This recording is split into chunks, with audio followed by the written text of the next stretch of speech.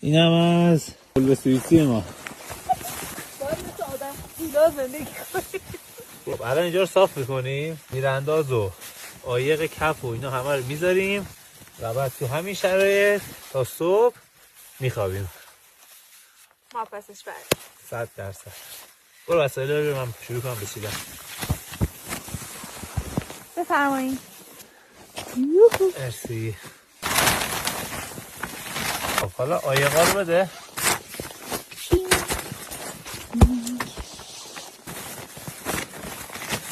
خیلی سرده. اینا فومی هن. داخلشون یک فوم 1 سانتی داره.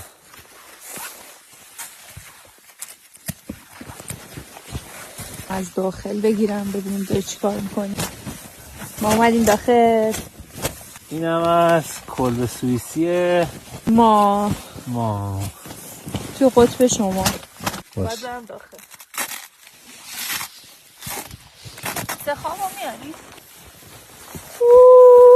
سرده. بنداز داخل. آره.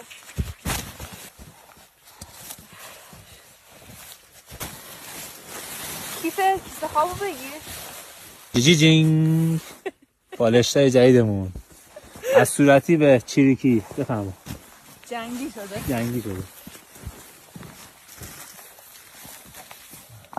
چه خوشگل شد. ست شد با کیسه خوابمون. حتی کپسول گازمونم لباس داره چیریکی. داخل چادرمونم تقریبا چیدمانش داره کامل میشه. 2 تا میزم گذاشتیم. هلو. سلام علیکم. این توش آبه نریزه. باشه. روزبه باید بره یکم هیزم هم جمع بکنه تو این برف. حالا نمیدونم هیزم پیدا میشه یا نمیشه.